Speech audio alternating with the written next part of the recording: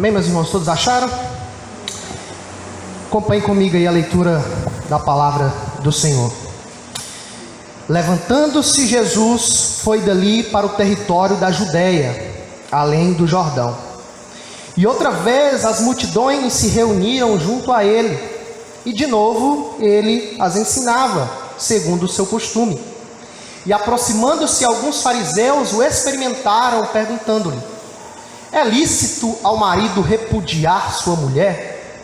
Ele lhes respondeu: que vos ordenou Moisés?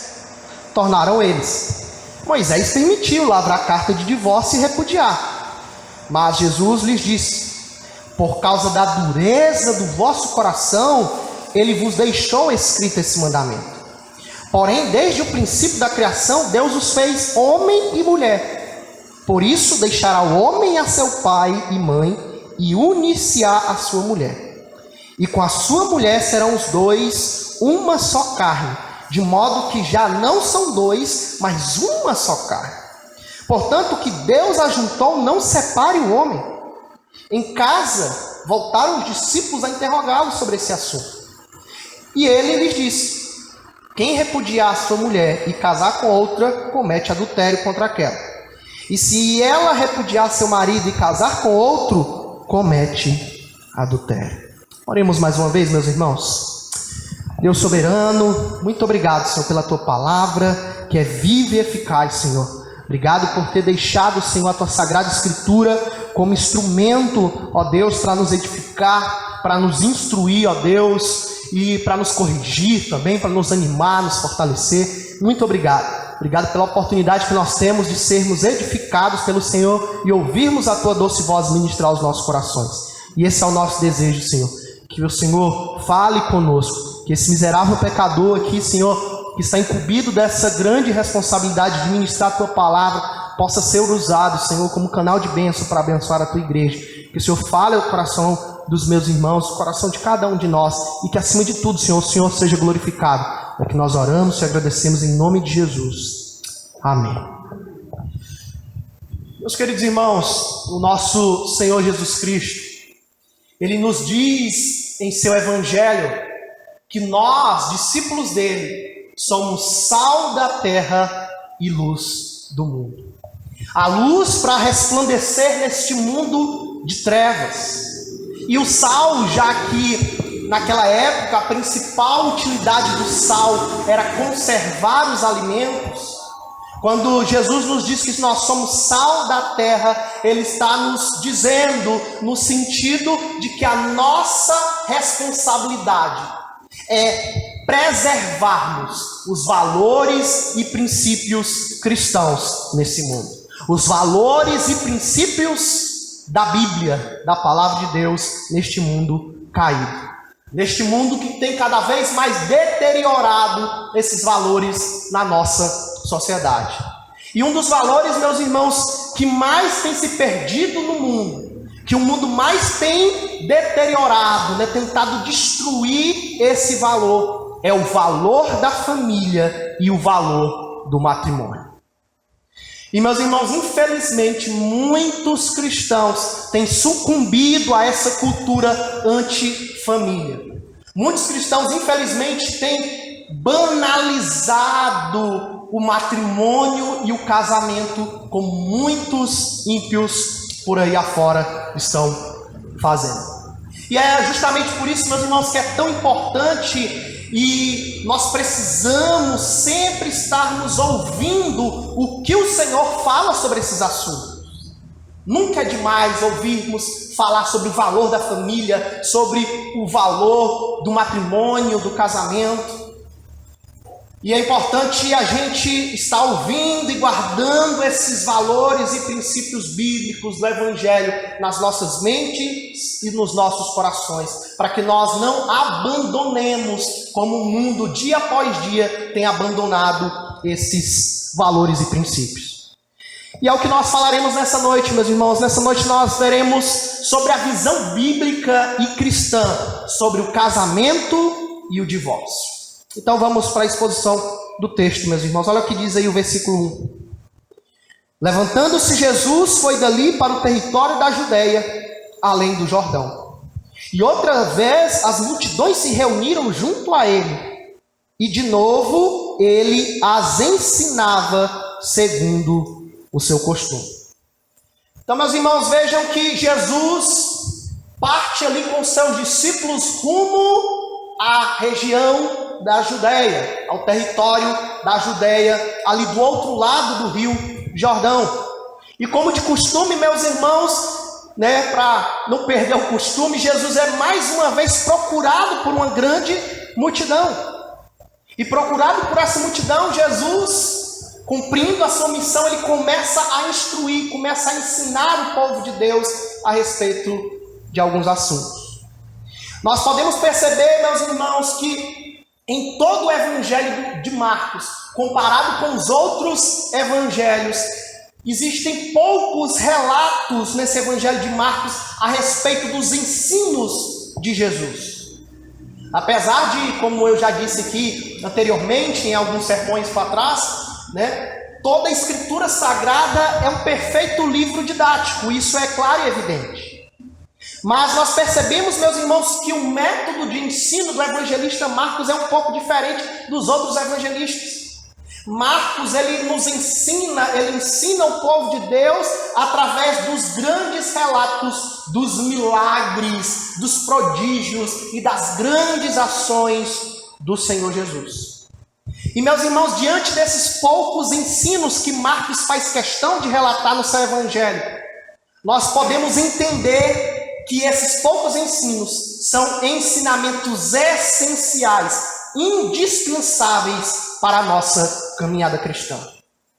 E por isso Marcos, meus irmãos, a partir da metade do capítulo 9, você pode perceber aí na sua Bíblia, e até o final do seu evangelho, ali no capítulo 16, agora Marcos ele vai focar nesses importantíssimos ensinamentos que todo cristão precisa não somente aprender, mas também praticá-los em sua caminhada de fé e obediência ao Senhor. Veja só o que diz agora o versículo 2, meus irmãos. E aproximando-se alguns fariseus, o experimentaram, perguntando-lhe: é lícito ao marido repudiar sua mulher? Meus irmãos, os fariseus, os líderes religiosos ali da época do Senhor Jesus, aproveitando ali a oportunidade da atenção do mestre. O mestre havia parado para ensinar a multidão, e os fariseus, nos seus corações maldosos e malignos, eles não podiam perder a oportunidade de tentarem pegar Jesus ali em alguma pegadinha, em alguma armadilha. E foi o que eles fizeram, meus irmãos. Eles fazem ao Senhor Jesus uma pergunta armadilha. Eles perguntam, meus irmãos, para o Senhor se um homem podia repudiar a sua mulher. Ou seja, se um homem podia separar-se ou divorciar-se. É claro, meus irmãos, que os fariseus eles não tinham dúvidas sobre aquele assunto. E nem muito menos eles tinham interesse de aprender algo com o Senhor. Tudo que eles queriam, na verdade, era tentar embaraçar o Senhor Jesus e ter motivo, e criar motivo para acusá-lo. Jogando o mestre ali contra Herodes, o governador da Judéia. Pois fora nessa mesma região, meus irmãos, da Judéia, que o profeta João Batista foi preso e degolado. Por fazer o quê? Por denunciar o divórcio ilegal e o casamento ilícito de Herodes com a sua cunhada Herodias. Então esse era o objetivo dos fariseus. Tentar criar uma armadilha ali para que Jesus pudesse cair e eles pudessem denunciar Jesus para o governador da Judéia, Herodes. Ou talvez, meus irmãos, os planos daqueles homens maus seria ali de acusar Jesus de heresia. Caso o mestre lhe falasse contra a lei de Moisés que permitia o divórcio. Ou seja, o que os fariseus queriam, meus irmãos, na verdade, era colocar Jesus no caminho da morte certa. Ou nas mãos do governador, ou nas mãos do povo, caso o mestre falasse ali, né, de forma aberta contra a lei do Senhor ou contra o divórcio. Mas olha só a sábia resposta do mestre dos mestres, meus irmãos. Olha só o que Jesus, na sua sabedoria, faz. Olha o que o versículo 3 diz. Ele lhes respondeu: que vos ordenou Moisés?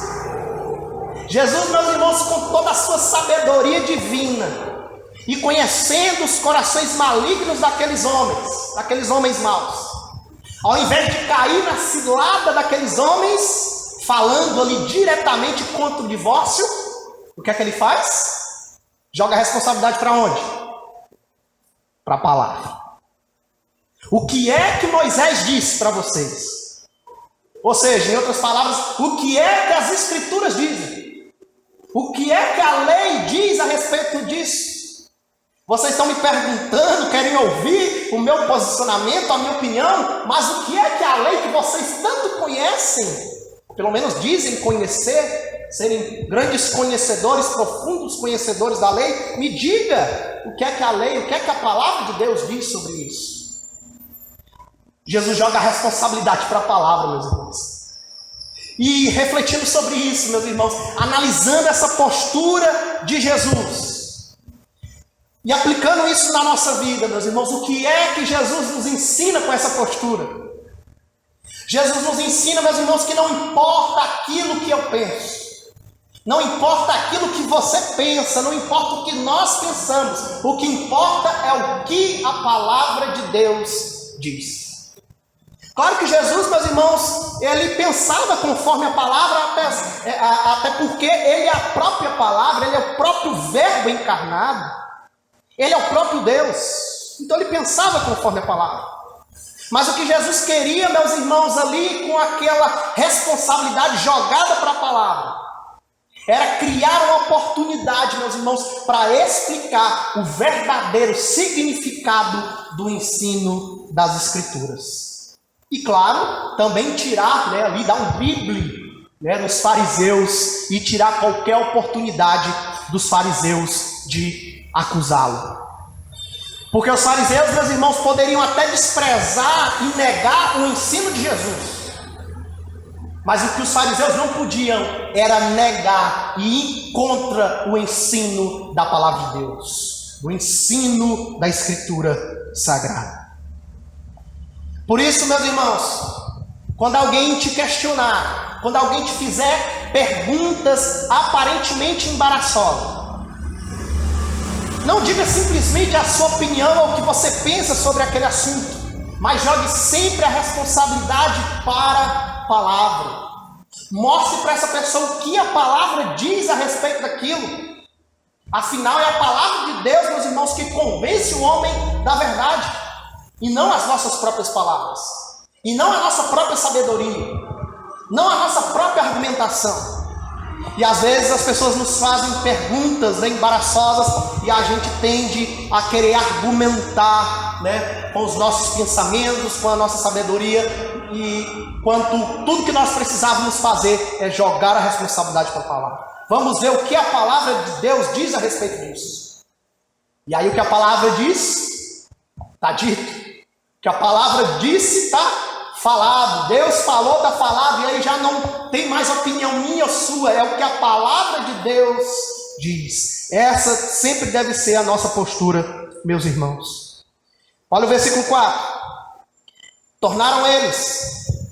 Moisés permitiu lavrar carta de divórcio e repudiar. Então os fariseus, respondendo a Jesus, meus irmãos, falam para Jesus ali o que a lei dizia a respeito do divórcio. Eles conheciam, meus irmãos, o que a palavra dizia a respeito do divórcio. Mas os fariseus não sabiam, meus irmãos, não entendiam o porquê a palavra de Deus dizer aquilo. Eles não conheciam o que Deus realmente ensinara através da sua palavra a respeito daquele assunto. Segundo historiadores, meus irmãos, os fariseus eram mestres da lei. E eles aceitavam que os homens se divorciassem por qualquer motivo. Como mestres da lei que eram, eles instruíam, ensinavam ao povo de Deus que qualquer homem que quisesse divorciar da sua mulher, ele poderia, por qualquer motivo. Bastava o homem se desagradar da sua esposa e ele podia dar a carta de divórcio. Mas não era isso que a palavra ensinava, meus irmãos. Olha só o que a palavra realmente ensinava. Vamos abrir, deixa o texto marcado aí que nós vamos continuar a exposição, mas abra a sua Bíblia ali, lá em Deuteronômio, meus irmãos, capítulo 24. Olha só o que a lei do Senhor dizia. E a errada interpretação daqueles homens. Deuteronômio capítulo 24, versículo 1 ao 4. Olha só o que a palavra do Senhor diz. Se um homem tomar uma mulher e se casar com ela, e se ela não for agradável aos seus olhos, aí eles pegam essa parte, né?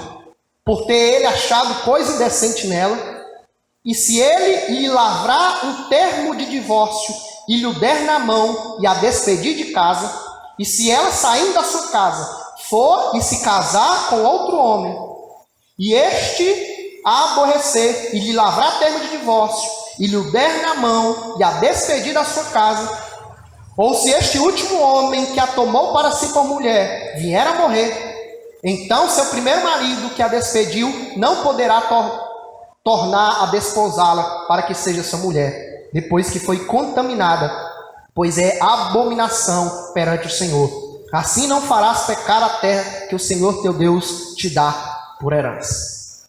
Então os fariseus pegavam esse texto, pegavam essa escritura sagrada, e eles ensinavam, olha, tá vendo?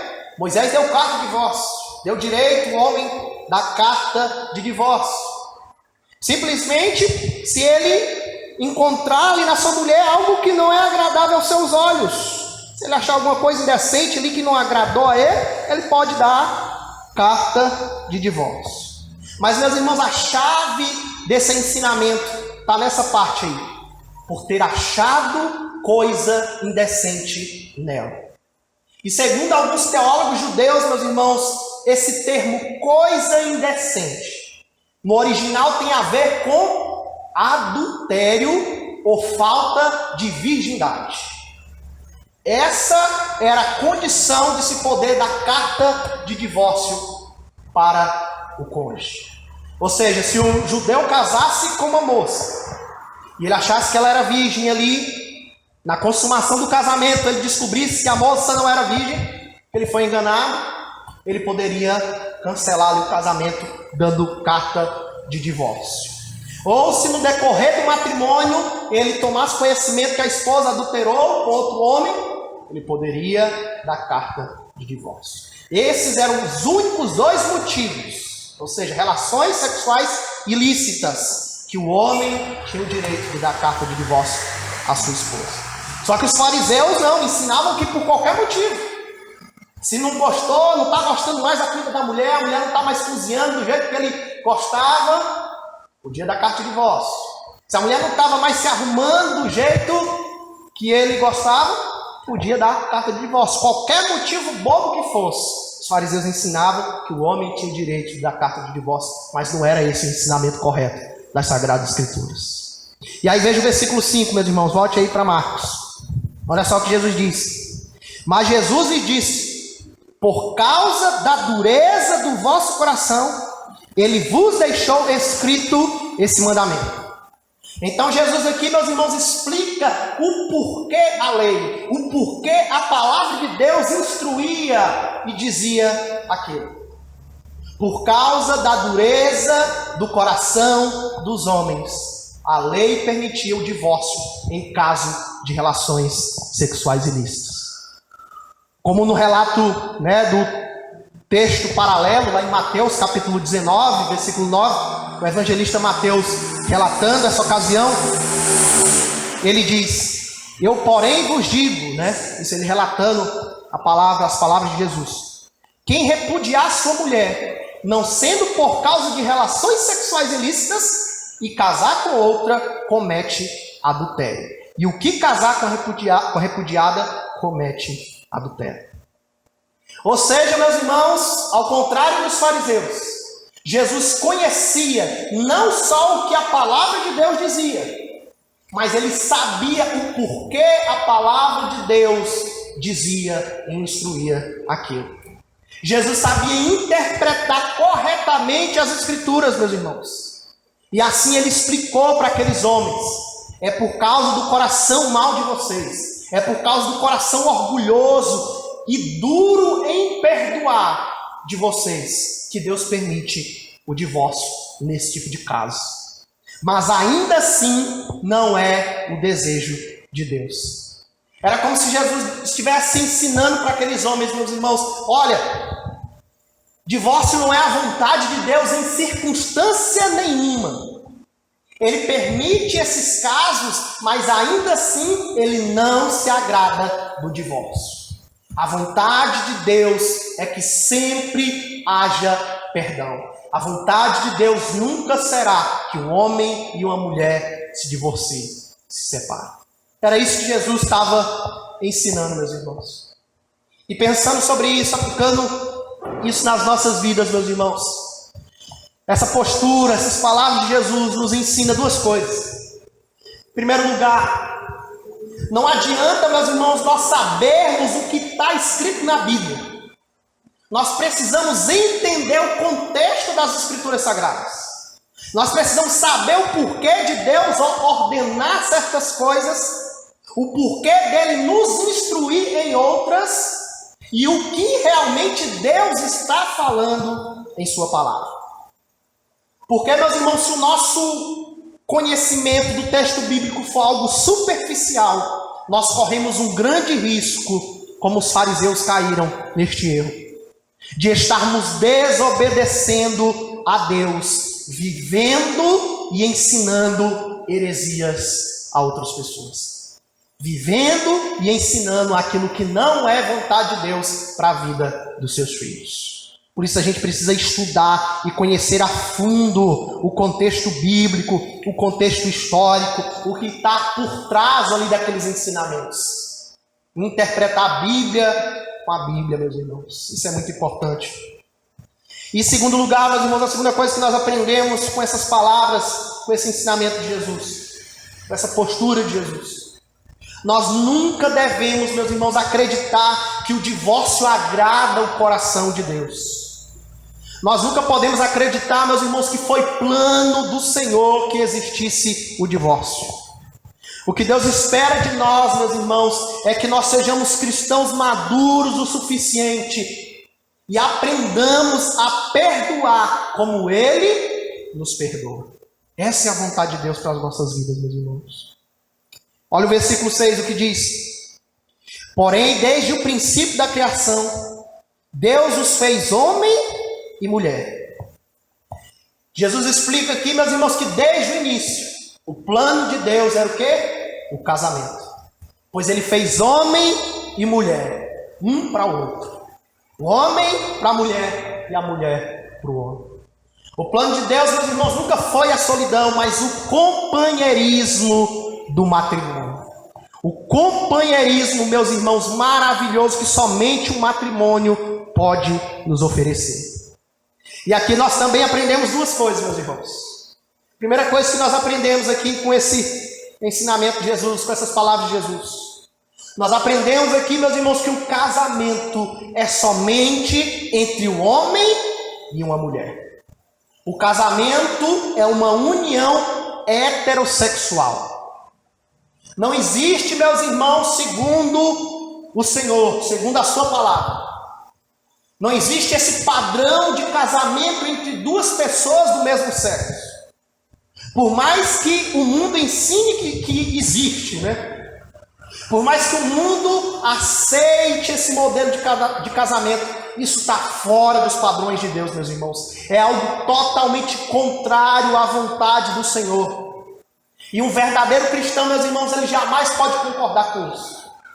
E, infelizmente, tem muitos cristãos sucumbindo a essa cultura antibíblica, a essa cultura anticristã deste mundo caído em trevas, e tem defendido ainda, concordado, não só aceitado, mas defendido, de que um homem pode casar com um homem, que uma mulher pode casar com uma mulher. Isso demonstra, meus irmãos, que alguém que pensa dessa forma nunca conheceu a Jesus, nunca conheceu quem realmente é o Senhor e nunca conheceu a verdade da Sagrada Escritura, meus irmãos. E a segunda coisa que nós aprendemos, meus irmãos, com esse verso, essa palavra de Jesus, é que o companheirismo é essencial, meus irmãos, para que não somente um casamento prevaleça, mas para que um casamento exista, meus irmãos. Precisa-se existir companheirismo.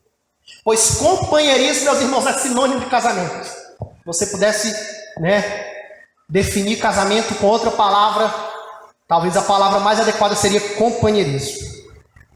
Não tem como separar uma coisa da outra, meus irmãos, casamento com companheirismo. Foi por isso, justamente por isso, que Deus criou Eva para Adão, para que Adão não estivesse só. Não é bom que tu estejas só.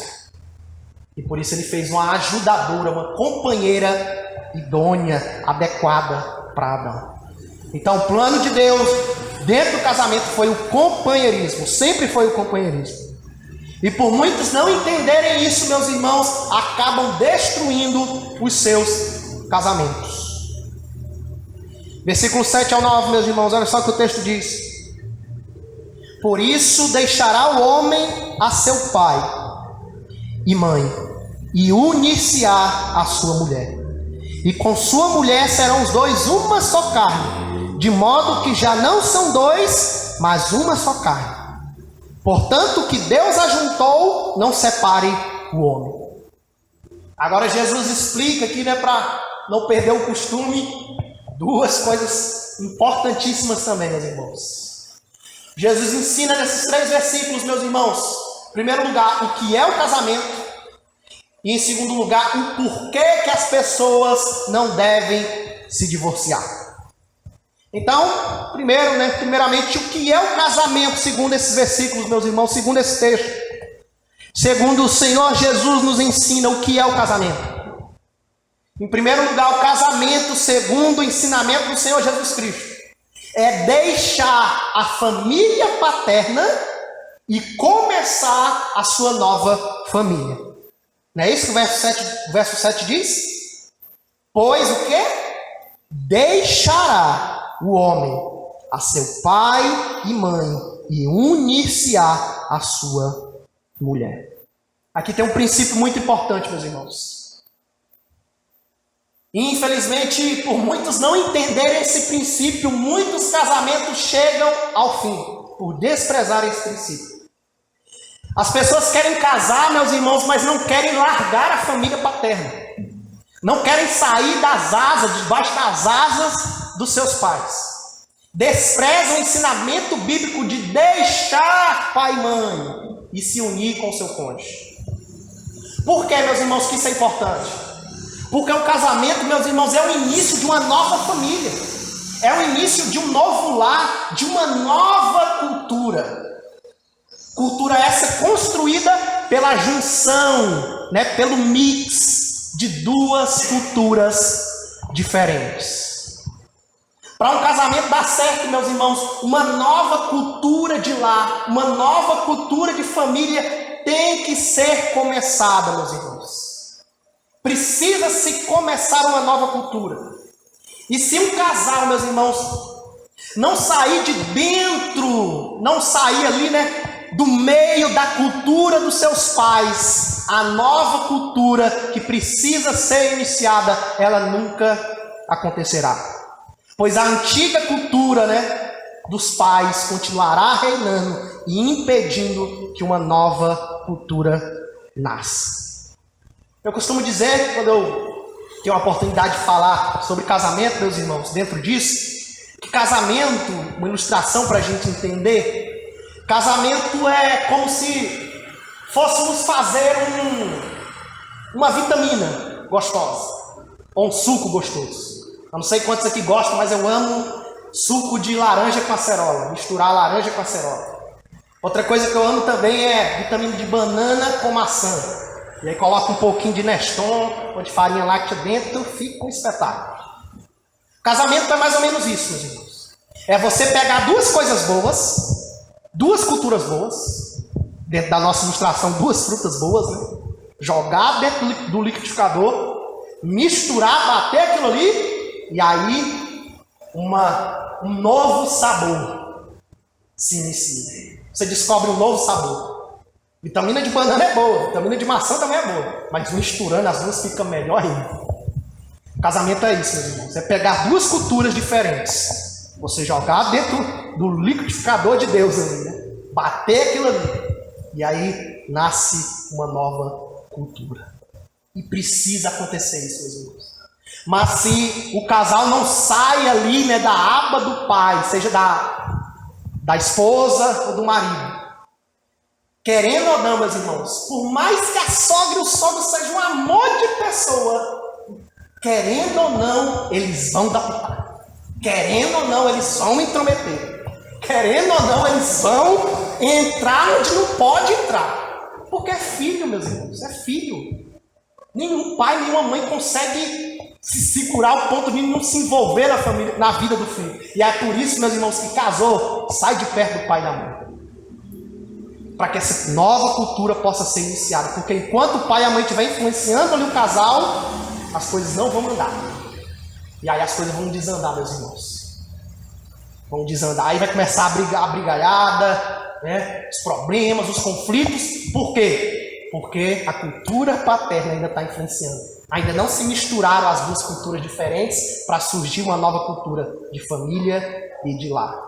Por isso, meus irmãos, é indispensável que um novo casal comece a vida longe da influência de seus pais. Esse negócio de fazer puxadinho, de morar em cima, de morar embaixo, não está com nada. Só se for a última consequência. Estou sem um tostão furado para pagar um barraco para me morar. Aí vai, né, fazer o quê? Mas fora isso, não vai não, que vai dar problema. Em segundo lugar, meus irmãos, segunda coisa que nós aprendemos aí sobre o casamento, que Jesus nos ensina, é que o casamento é uma união monossomática. Olha só o que o versículo 8 diz. E com a sua mulher serão os dois uma só carne, de modo que já não são dois, mas uma só carne. Meus irmãos, a união do casamento, do matrimônio é algo muito profundo. A união entre um homem e uma mulher, meus irmãos, é algo muito profundo, que a gente não consegue nem explicar. É a soma, meus irmãos, de duas pessoas. É a matemática de Deus, né?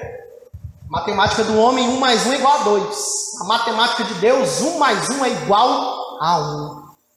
Quando um homem e uma mulher se unem em matrimônio, meus irmãos, essas duas pessoas se tornam apenas uma vida. Os dois se tornam uma só carne. A vida de um se torna a vida do outro. Então no casamento não existe mais esse negócio de a minha vida e a sua vida. Agora existe apenas a nossa vida. E o que isso implica, meus irmãos? O que é que isso implica? Não se pode, meus irmãos, existir mais vida privada no casamento. Não entre o casal.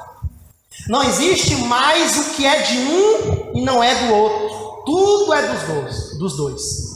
Os planos de um devem ser do outro. A felicidade de um deve ser a felicidade do outro. A tristeza de um deve ser a tristeza do outro. Os problemas e as lutas de um devem ser os problemas e as lutas do outro. Tudo dentro do casamento tem que ser compartilhado.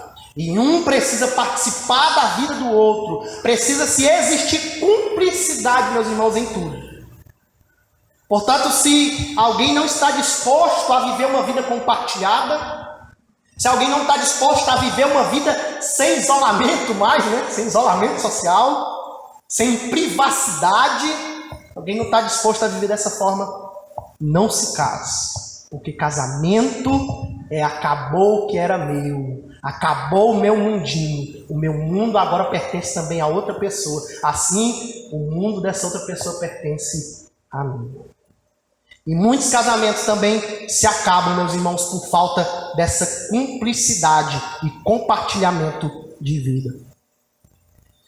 E por que as pessoas não devem se divorciar? Outra coisa que nós aprendemos com o Senhor nesses versículos. Olha o que diz o versículo 8 e 9, né? E com a sua mulher serão os dois uma só carne, de modo que já não são dois, mas uma só carne. Portanto, que Deus ajuntou, não separe o homem. Então, a primeira coisa que nós aprendemos com Jesus aqui, meus irmãos, do porquê o homem e a mulher, né? Porque as pessoas não devem se divorciar.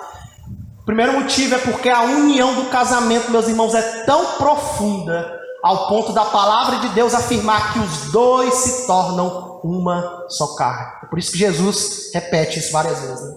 Tornam uma só carne.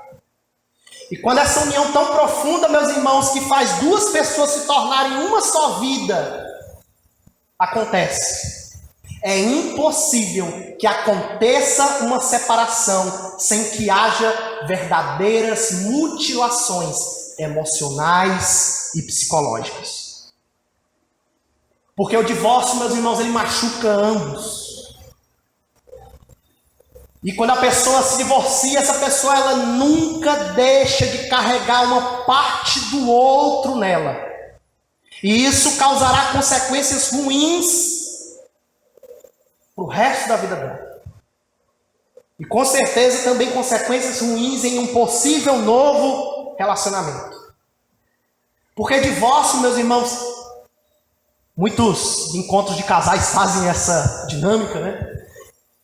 Casamento é como você colar duas folhas uma na outra, duas folhas de ofício. E aí o divórcio, meus irmãos, é depois de você ter colado essas folhas, você tentar separar essas folhas. Você até consegue separar, né? Daquele jeito meio troncho. Até consegue separar as folhas. Mas essas folhas saem toda destruídas. A folha, quando se desgruda da outra, ela arranca parte da outra e vice-versa. E ela sai com marcas profundas do outro na vida dela. Então, quando você tenta separar essa união, essa profunda união entre o homem e a mulher, é isso que acontece, meus irmãos. Mutilações, verdadeiras mutilações, emocionais e psicológicas, que ambos carregarão para o resto da vida. Em segundo lugar, meus irmãos, segundo Jesus, as pessoas não devem se divorciar, porque a união do casamento, meus irmãos, é planejada por Deus. O casamento é obra de Deus, meus irmãos. É o Senhor que une duas pessoas. E aqueles que buscam o divórcio estão indo contra a vontade de Deus que uniu o casal. É por isso que Jesus vai dizer aí: portanto, o que Deus ajuntou, não separe o homem. Então, o divórcio é você ir contra aquilo que Deus uniu. Por isso, não se pode existir divórcio, meus irmãos. Ou pelo menos, né, os cristãos precisam lutar, né, com todas as suas forças para que isso não aconteça, porque nós sabemos que em algumas situações é inevitável.